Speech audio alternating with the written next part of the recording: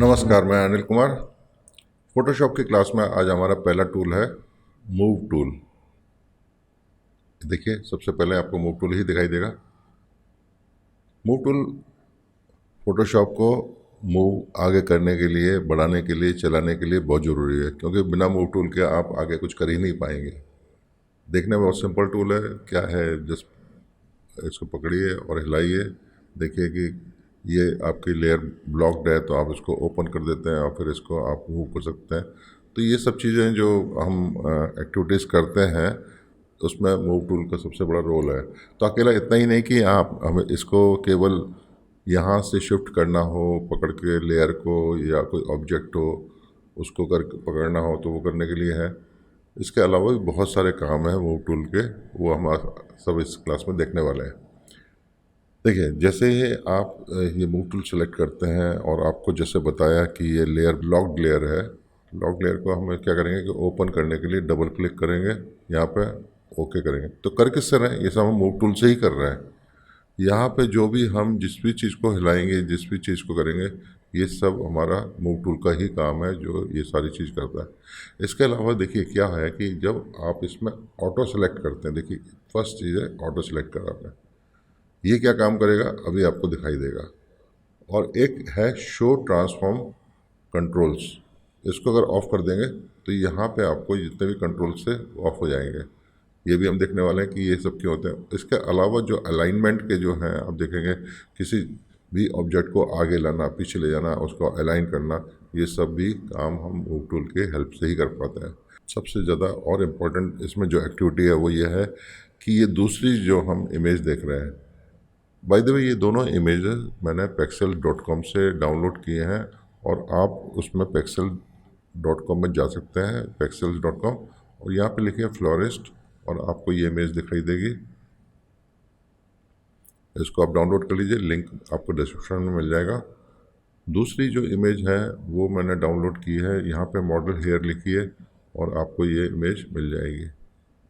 तो आप इस इमेज को खोल करके इसको डाउनलोड कर सकते हैं, फ्री डाउनलोड कर सकते हैं, आराम से इसको यूज़ कर सकते हैं, और थैंक्स दे दीजिए जो फोटोग्राफर है। अच्छा, नेक्स्ट आते हैं बात पे कि अब हमने ये दो आपको इमेजेस क्यों दिखाई हैं। क्या होता है कि जब भी हम ये इस तरह की लेयर्स में काम करते हैं, तो हमारा काम ये होता है कि एक लेयर से दूसरी लेयर में जाना हो, इमेज को ड्रैग करना हो, ले जाना, तो ये सब मूव टूल ही करता है कि आप मूव टूल से इसको दूसरे लेयर में ले जाते हैं। और यहाँ पे आपने देखा कि इस तरह का, अब आपको इसमें हैंडल नहीं दिखाई दे रहा है। आप क्या करेंगे, कंट्रोल टी प्रेस कीजिए तो आपको ये यहाँ पे ट्रांसफॉर्मेशन का हैंडल्स दिखाई देंगे। आप शिफ्ट अब आप शिफ्ट ऑल्ट प्रेस कीजिए तो आपको ये इसको यहाँ से आप प्रोपोर्शनटली छोटा या बड़ा कर सकते हैं इमेज को। देख रहे हैं, छोटा या बड़ा आप इसको कर पाएंगे।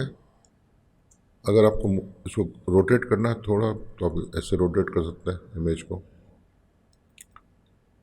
अगर आप इसमें ट्रांसफॉर्मेशन और करना चाहते हैं तो स्क्यू कर लीजिए इमेज को। अगर इस तरह से बनाना चाहते हैं, इस तरह से करना चाहते हैं, कर सकते हैं।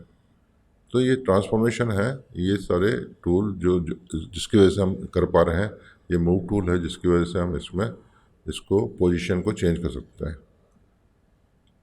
तो आपने ये देखा कि अगर हमें इसमें फ्लिप करना हो हम, तो फिर भी हम क्या कर सकते हैं कि अब मैं यहाँ पे शो ट्रांसफॉर्म कंट्रोल्स को ऑन कर देता हूँ, तो यहाँ पे हमें दिखता रहेगा कि यहाँ पे क्या है। आप राइट क्लिक कीजिए, यहाँ पे देखेंगे कि यहाँ पे आपको लेयर 1 और बैकग्राउंड लेयर दिखाई दे रही है। तो अब क्या होता है कि इधर जैसे मैंने बताया था कि आपको अगर नीचे की लेयर सेलेक्ट करनी है तो कैसे सेलेक्ट होगी नीचे की लेयर, और ऊपर की लेयर कैसे सेलेक्ट होगी। तो ये ऊपर की लेयर चूँकि ऑटो सेलेक्ट लिखा हुआ है यहाँ पे सिलेक्टेड है, इसकी वजह से क्या हो रहा है कि आप यहाँ पे जो अलग अलग लेयर होंगी उसको आप, यहाँ से मैंने डिसेलेक्ट कर दिया शो ट्रांसफॉर्मर। अब देखिए, अब आप जैसे बैकग्राउंड लेयर पे हैं और इसके बाद अगर आपने ऊपर की लेयर को टच किया तो ये लेयर 1 पे शिफ्ट हो जाएगा। तो आपने इस तरह से देखा कि ये ऑटो सेलेक्ट कर लेता है कि कौन सी लेयर, जिस भी लेयर पे आप मूव करेंगे। मान लीजिए आप इसमें और कॉपी बना लीजिए, तो अब आप इसमें अलग अलग रख लीजिए इसको। तो जिस भी लेयर पे होंगे तो ये लेयर को स्विच कर रहा होगा कौन से लेयर पे आप जाके काम कर रहे हैं। तो इस तरह से ये ऑटो सेलेक्ट का काम करता है। और शो ट्रांसफॉर्म जैसे बताया कि कहाँ पे कंट्रोल्स आ जाते हैं, उसकी वजह से आप इसमें काम कर पाते हैं।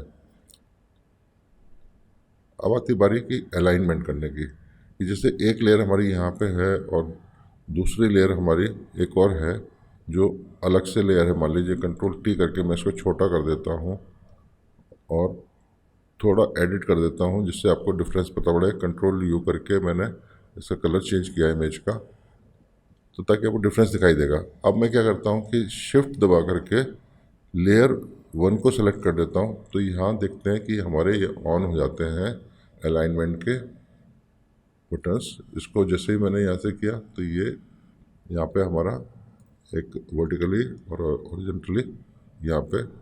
अब आपको कॉर्नर में करना है या तो साइड में करना है तो आप इसको यहाँ से कर सकते हैं।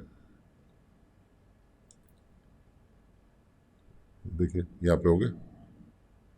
तो इस तरह से ये हम अपने मूव टूल के ज़रिए से ये एक्टिविटीज़ कर सकते हैं कि किसी भी हम लेयर को सिलेक्ट करना हो और हमें किसी भी ऑब्जेक्ट को सिलेक्ट करना हो, उसे ट्रांसफॉर्म करना हो, आगे पीछे करना हो, किसी भी लेयर से कोई भी ऑब्जेक्ट को या लेयर को यहाँ पर ड्रैग करके लेके आना, तो ये सब हम मूव टूल से कर पाएंगे।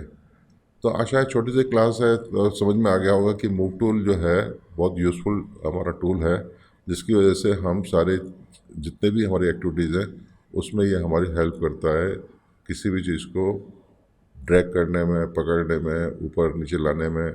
जैसे लेयर को भी हमें अगर मूव करना है कि एक लेयर को ऊपर लेके आना, तो यहाँ से लेयर को हम मूव टूल की मदद से भी शिफ्ट कर सकते हैं इसको। अब इसके अलावा भी हम मूव टूल से क्या करते हैं कि जैसे हमारे यहाँ पे गाइड्स वगैरह चाहिए होते हैं हमें कि कहीं पे अलाइनमेंट मिलाना है, तो हम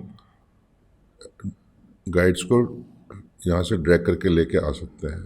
ऊपर से भी लेके आ सकते हैं, यहाँ से ले आए। जितने भी गाइड्स चाहिए हमें, गाइड्स को हम ड्रैग करके लेके आएंगे और यहाँ से उनको हम जहाँ पे हमें रखना है वहाँ पे रख सकते हैं।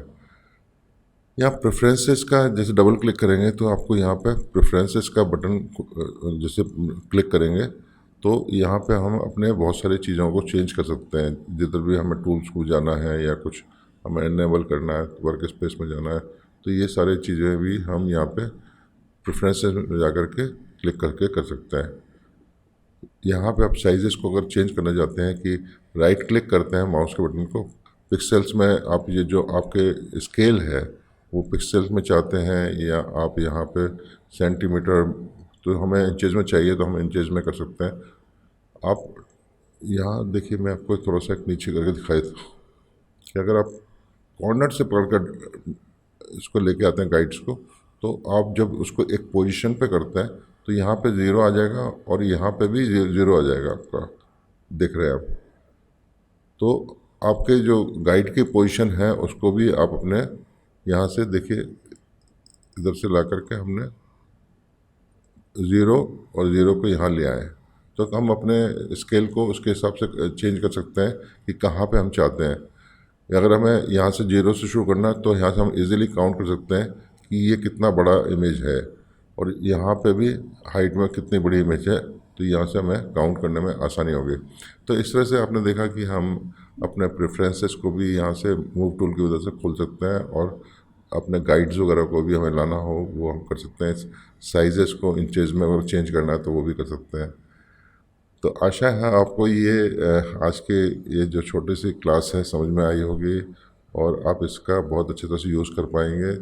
छोटी छोटी सी टिप्स हैं पर बहुत इंपॉर्टेंट होती है, क्योंकि हम यहाँ पे ही कई बार उलझे होते हैं कि ये पॉइंट कहाँ से आते हैं और ट्रांसफॉर्मेशन कैसे होता है, तो वो आपको अब समझ में आ गया हो।